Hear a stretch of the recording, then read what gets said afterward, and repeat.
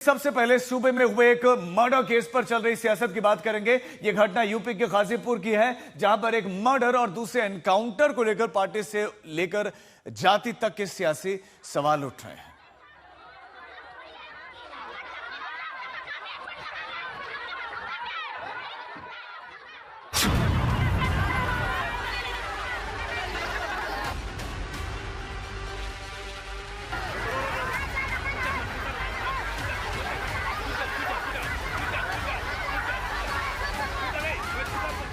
गाजीपुर के गैसाबाद गांव में टकराव की हालात थी। पुलिस एक वैन में कमलेश बिन नाम के वांटेड का शव लेकर पहुंची थी। भड़की हुई भीड़ पुलिस पर ही हमलावर थी। पथराव में सीओ समेत 4-5 पुलिसकर्मी घायल हो गए। पुलिस किसी तरह शव वाले वाहन को सुरक्षित मृतक के घर तक पहुंचाना चाहती थी। बड़ी मशक्कत के बाद पुलिस ने हालात पर काबू पाया और शव का अंतिम संस्कार कराया। 29 मई रात की वार्ता। दरअसल ये पूरा किस्सा 29 मई की रात गौसाबाद इलाके से शुरू हुआ। बाइक सवार हमलावरों ने विनीत राय नाम के होटल कारोबारी की गोली मारकर हत्या कर दी। हत्या के बाद पीड़ित परिवार ने इलाके में दहशत का पर्याय बन चुके कटरा गैंग के लोगों के खिलाफ नामजद रिपोर्ट कराई, जिसमें कटरा गैंग के सरगना शंकर पांडे के अलावा जगदीश यादव, आलोक दुबे और कमलेश बिंद नामजद आरोपित थे। इस हत्याकांड में पुलिस आरोपियों तक पहुंचती उससे पहले समाजवादी पार्टी ने सवाल खड़े करने शुरू कर दिए। समाजवादी पार्टी लगातार सवाल उठा रही थी कि गाजियाबाद में एनकाउंटर हो गया और गाजीपुर में शंकर पांडे तक पुलिस पहुंच नहीं पा रही। उधर पुलिस ने हत्याकांड के 4 दिन बाद बताया कि विनीत राय की हत्या के आरोपित और 1 लाख रुपए के इनामी कमलेश बिंद को एनकाउंटर में मार गिराया। पुलिस ने दावा किया कि कमलेश बिंद को कोतवाली क्षेत्र के कुर्था इलाके में घेरा गया तो उसने पुलिस पर गोली चला दी, जिसमें स्वाट टीम प्रमुख रोहित मिश्रा को गोली लगी। बचाव में पुलिस की फायरिंग में कमलेश बिंद मारा गया। पुलिस ने बताया कि विनीत राय हत्याकांड में नामजद आरोपित और 1 लाख के इनामी जिस कमलेश चौधरी के एनकाउंटर में मौत हुई है वो हिस्ट्री शीटर था और उसके खिलाफ 2017 में आबकारी अधिनियम के तहत मुकदमा, 2022 में मारपीट, गाली गलौज और धमकी का केस, 2024 में धमकी का एक मुकदमा, 2024 में बलवा और हत्या के प्रयास का मुकदमा, 2024 में बीएनएस की विभिन्न धाराओं में मुकदमा, 2025 में मारपीट और धमकी का मुकदमा था और 2026 में वो विनीत राय हत्याकांड में नामजद आरोपित था। लेकिन कमलेश जिस मर्डर केस में आरोपित था उसका मुख्य आरोपित शंकर पांडे है, जो अभी तक पुलिस की पहुंच से दूर है। ऐसे में 4 में से एक आरोपी के एनकाउंटर के बाद सियासत ने फिर से सिर उठाया, क्योंकि मारे गए आरोपी कमलेश बिंद का परिवार समाजवादी पार्टी से जुड़ा हुआ है। कमलेश के बड़े भाई संजय की पत्नी अनीता उस इलाके की प्रधान है। संजय कहते हैं कि चूंकि उनका भाई समाजवादी पार्टी का कार्यकर्ता था, इसीलिए सिर्फ उसे अगवा करके मार डाला गया। क्योंकि मेरा भाई समाजवादी पार्टी का कार्यकर्ता और सिपाही था, इसी के वजह से उसकी जान गई। इसके बाद अखिलेश यादव ने भी एक यूट्यूबर को दिए गए आलोक राय के इंटरव्यू के हवाले से सवाल उठा दिया कि इस कांड में सिर्फ कमलेश बिंद को ही क्यों मारा गया, जब मृतक के पिता खुद बीजेपी की राज्यसभा सांसद और उनके पति पर अपराधियों को संरक्षण देने का आरोप लगा रहे हैं। समाजवादी पार्टी अखबारों की कतरने पोस्ट कर रहे हैं कि गैंग को बीजेपी सांसद का संरक्षण मिला हुआ है। हालांकि बीजेपी सांसद संगीता बिंद कहती हैं कि योगी राज में किसी अपराधी को संरक्षण का सवाल ही नहीं उठता। आरोपियों के खिलाफ बुलडोजर कार्रवाई होनी ही चाहिए। जब मामला संज्ञान में आया है तो उस पर सख्त से सख्त कार्रवाई होगी और कहीं कोई भी घटना घटे, चाहे जिले में या किसी अन्य जिले में, प्रदेश में या कहीं भी, इस तरह की जितनी घटनाएं हैं उसकी जितनी निंदा की जाए कम है और ऐसे लोगों पे ऐसी कार्रवाई होनी चाहिए कि दूसरा फिर पनप न पाए।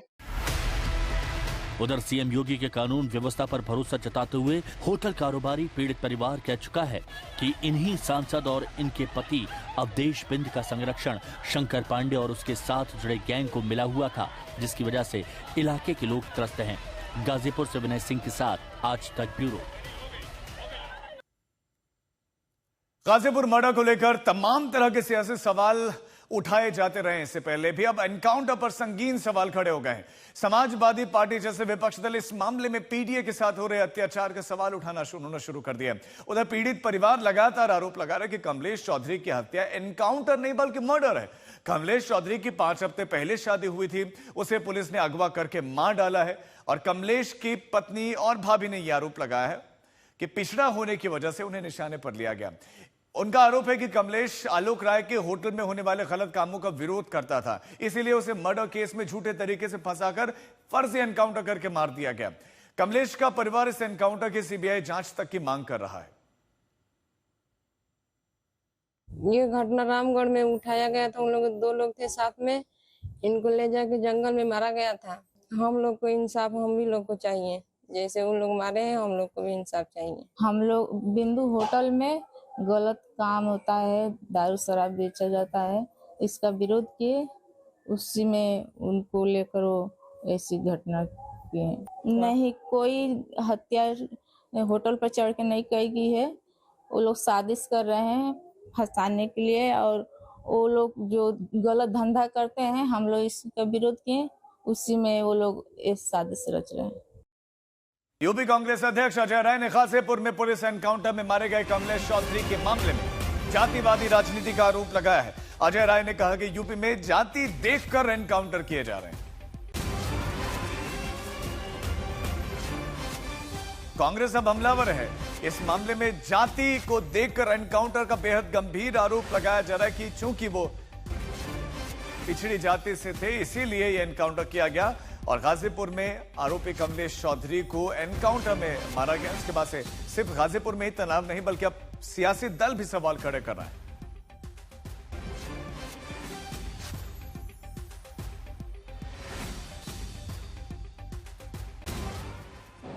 पूरे प्रदेश के अंदर, जैसा अभी आंकड़े बताए कि 3 घंटे के अंदर किसी बहू बेटी के साथ बलात्कार हो रहे हैं संजू जी ने, ये क्या है? अभी आप देखिए पूरे प्रदेश के अंदर हत्याओं का सिलसिला। गाजीपुर में विनीत राय, वाराणसी में विक्रमपाल सिंह पूर्व प्रधान, मनीष सिंह वाराणसी का हमारे क्षेत्र का, आशीष यादव भदोई, जौनपुर आजाद बिंद, वाराणसी में सूर्य प्रताप सिंह छात्र, और आप देखिए ये रोहिताश पाल चंदौली जिसकी हत्या हुई, उसमें अभी तक शूटर नहीं पकड़े गए। जिसने हत्या की रोहिताश पाल की, उसमें शूटर नहीं पकड़े गए। क्यों नहीं पकड़े गए? क्योंकि शूटरों को संरक्षण भारतीय जनता पार्टी के विधायक और भारतीय जनता पार्टी के लोगों के द्वारा खुलेआम दिया गया। किसी से आप पूछ सकते हैं, कोई व्यवसायी। गाजियाबाद में 2 घटनाएं घटी, चिराग त्यागी की, चौहान की।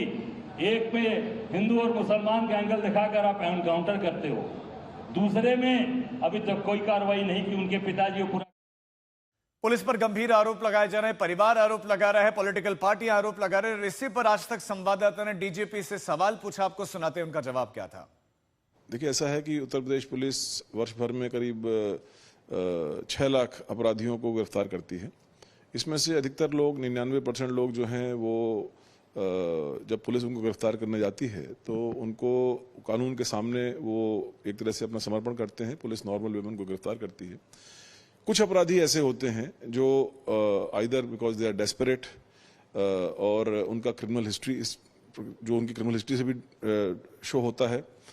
इसके अलावा उनमें कानून का भय नहीं होता, उनमें पुलिस के प्रति कोई मतलब किसी भी जीवन का मूल्य उनके लिए नहीं है।